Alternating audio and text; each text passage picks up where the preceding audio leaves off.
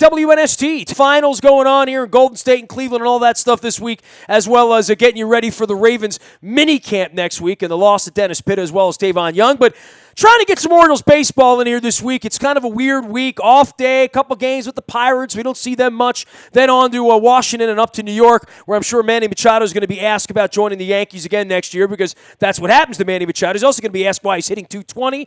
I got a guy here who's a lifer Orioles fan. He's the longtime MLB editor at Sporting News, now with Fansided as well as out on the internet at J. McGuire MLB and the Baseball Book Pod. He's one of our defending champions around here. Beer drinker, baseball fan, and pie trainer card copier out on Twitter. We welcome Justin McGuire back onto the program to reassess all things Orioles baseball. Dude, last time I had you on, they were in first place and going to the World Series, right? Well, they were first place. I don't know that they were, but yeah, I mean they had a terrible May. I mean, they just were awful, and come down to earth quite a bit after that. Yeah, at one point they had. I think even the last time we talked to them, they had the best record in baseball, and they clearly don't anymore. They're third best in their division right now, and I don't know that I see things getting better anytime soon, honestly. Well, best record in baseball, no one's going to catch Houston at this point, and if not them, Washington. I mean, these magically kissed seasons we're seeing in other places. The Orioles kind of had a little bit of that on the second half run a few years ago, and that was nice, and there was some padding built in there. But this is going to be a catfight, and more than the catfight, it's, all right, what are the Yankees going to do with the trading deadline? What might the Red Sox do? The Red Sox are going to hang in, and they're sort of all in, and they need to be all in at this point. The Orioles, I don't know that they need to be all in, but we're getting to the end of Buck, and we're getting to the end of Duquette, we're getting to the end of Adam Jones, and we're just getting started with Chris Davis meanwhile. And the Machado thing is probably the most bizarre part of this because it would have been, been very, very rare that I would have said to you a month and a half ago, yeah, Just, we'll talk in early June, Machado will be hitting 220. I just didn't see this thing coming. It's bizarre. It really is. I mean, it reminds me a little bit of Bryce Harper last year, where just a superstar player of proven superstar ability just suddenly can't hit, and suddenly not getting the balls in play. It is weird. It is bizarre. I think we've seen some signs that he's coming out of it a bit.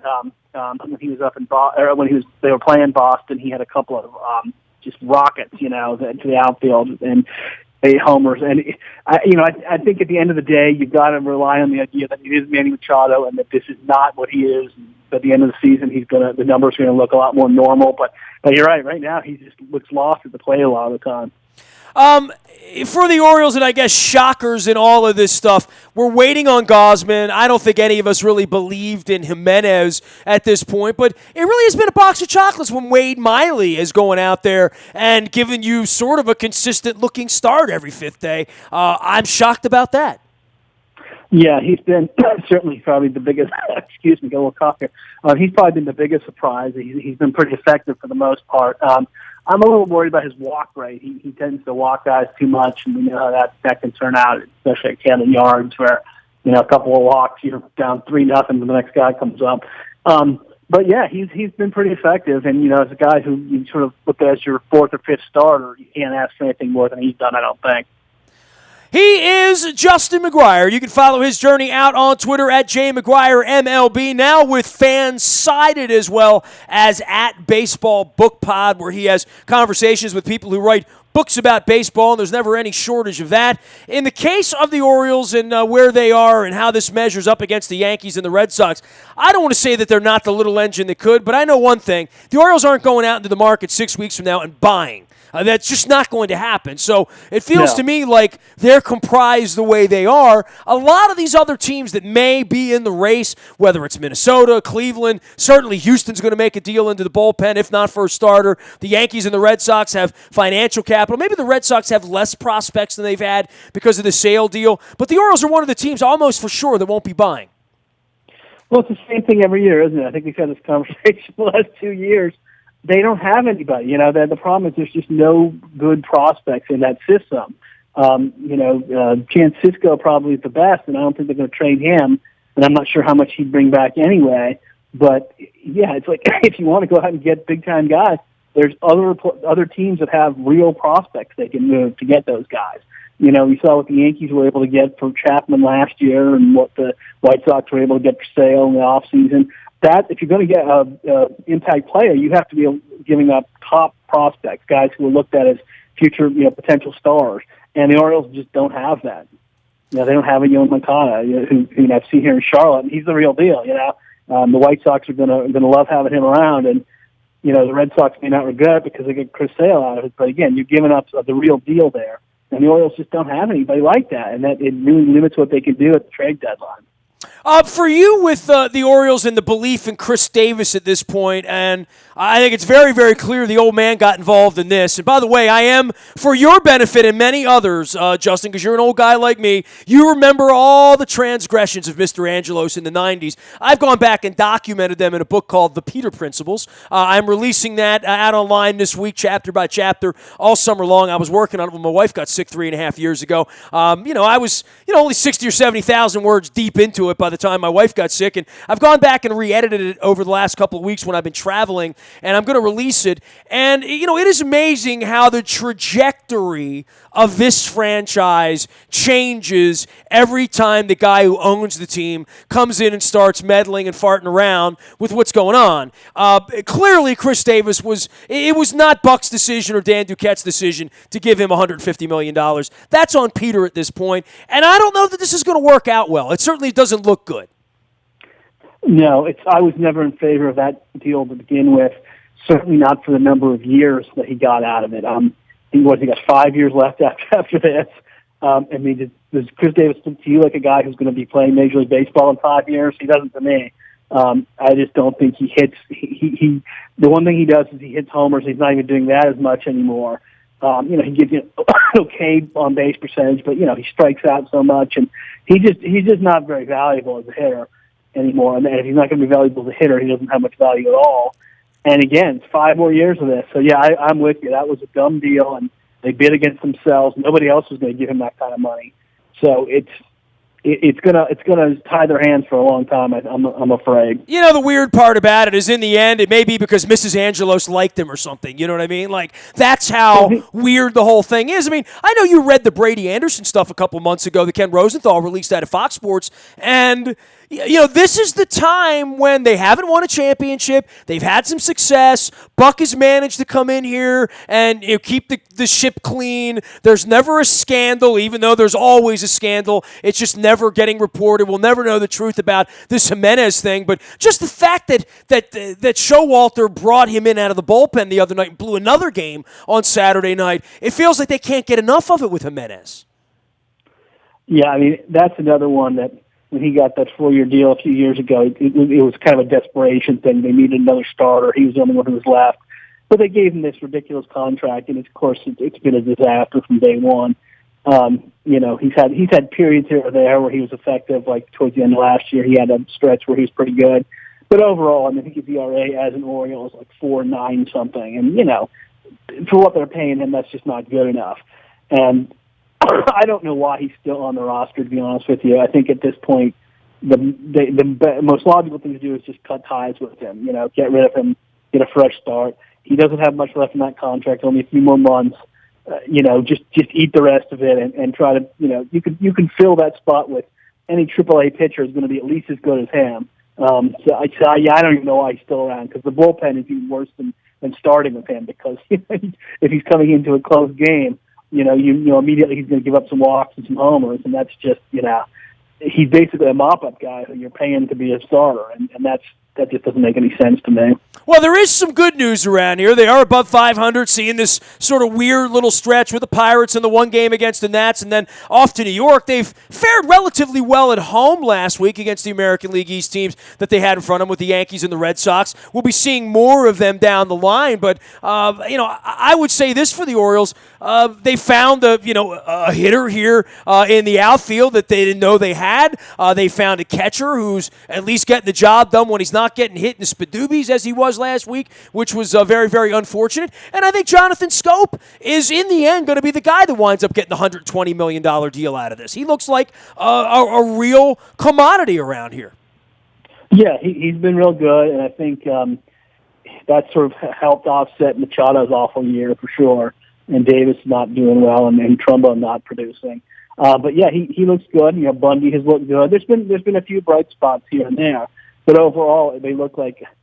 I mean, you know, Trumbo, Davis, Hardy. You know, they look like an old team in a lot of ways. You know what I mean? And then Machado, who should be their best player, hasn't been so far.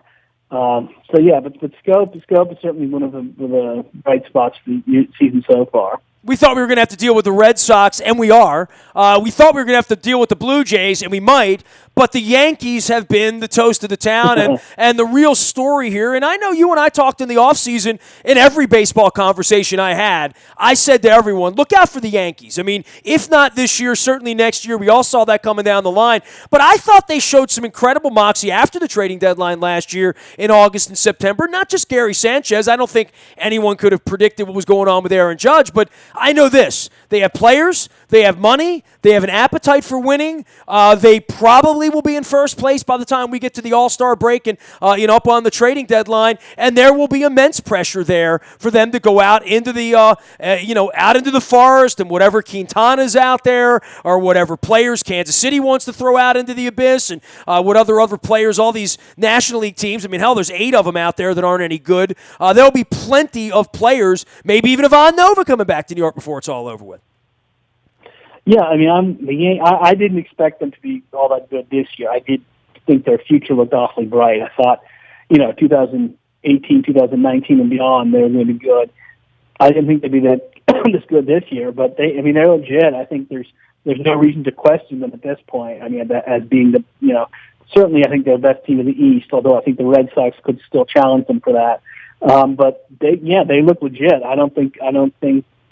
I don't expect them to collapse or anything like that. I'll put you that way. And then, the future is just going to get worse and worse. I think that window we had when when the Yankees and the Red Sox weren't dominant, and the Orioles kind of took advantage of that. I think that window is closing rapidly. Well, maybe it's closed already. And I had said that all along. When things were going right for the Orioles, I said, it's a cicada year for the Red Sox and the Yankees when that happens because they were relatively dormant for a good little period of time, and the Orioles took advantage of that. I mean, I really tip my cap to Tampa because Tampa, when they were doing their thing, they were doing their thing when the Yankees and the Red Sox were doing their thing, and that made what they did even more impressive in my mind. Yeah, and I think the Blue Jays just the same way with the Orioles sort of took advantage of the last few years when the Yankees and Red Sox weren't quite as good. And maybe the window's closed for them as well. So I think, if you're an Orioles fan, you might not want to hear this, but I think it's certainly possible that over the next few years we're going to go back to the way it was, in the early 2000s, where it's all Yankees, Red Sox at the top of that division. I think there's good teams in other divisions. The Astros particularly look like they could be good for a long time, but yeah, we may be going back to the good old days or the bad old days, depending on how you look at it. I didn't like it very much. Jay McGuire, MLB, is the way to find him out on Twitter, as well as at Baseball Book Pod. Before I get any more baseball in here, give me I don't want to say a book recommendation because you talk about baseball books all the time, but give me a book that you've read recently or talked about recently that it should be on my radar. Well, there's several good ones.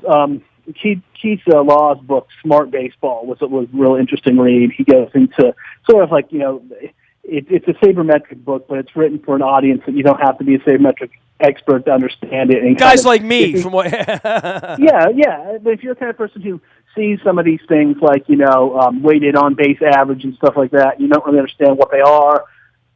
This would be a good book because it explains to you in pretty clear, geeky, details exactly what that means and what the significance is, and it takes you it kind of takes you through it in an interesting way. It starts out with looking at some of the old stats and then sort of gradually builds up to the newer stats.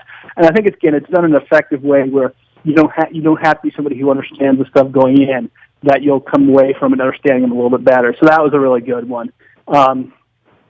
Another one that I'm trying to think some of those that I've just done recently. I enjoyed the Finley book, the Oakland A's and the story of the A's. Yeah. They were the first team I hated. I had Jason on the show. I also had Keith on the show as well. So, I love having baseball book authors on to talk about stories that they've unearthed and stories they're telling. And, John Eisenberg's got the Streak book out right now. I had Dave Ginsburg on this week doing a sort of behind the scenes with Rick Dempsey here over the last 30 years. So there's still some great, maybe more baseball being written than football, basketball, hockey, or other sports.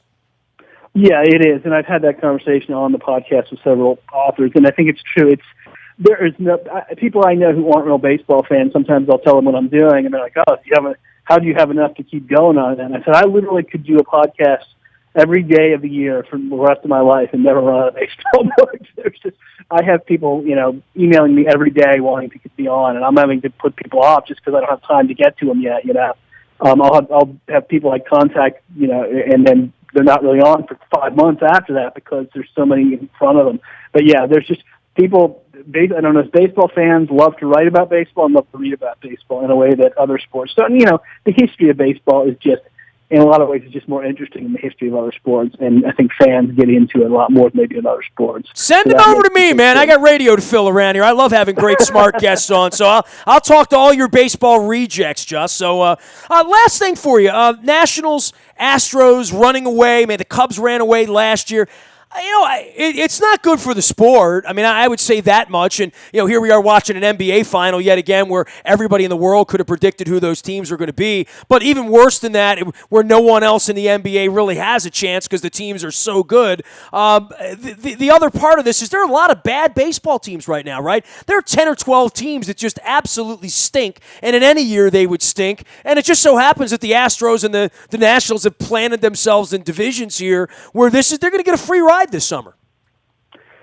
Yeah, and I mean, you got to give them credit. They're both really good. They're both really good teams. Fair enough. Would win. I think would win any division they're in. But yeah, they happen to be in divisions that are pretty weak. So yeah, I mean, the National League East is a joke right now, other than the Nationals, because the Mets, we expect to be pretty good, have been a disaster. The Phillies are historically bad.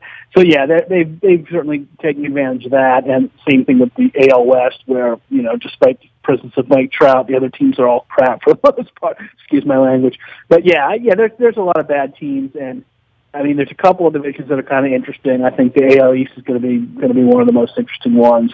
And we'll see that up close. But yeah, there's a lot of divisions where they're just very top heavy, and the teams at the bottom you don't know anything about because they're just so bad.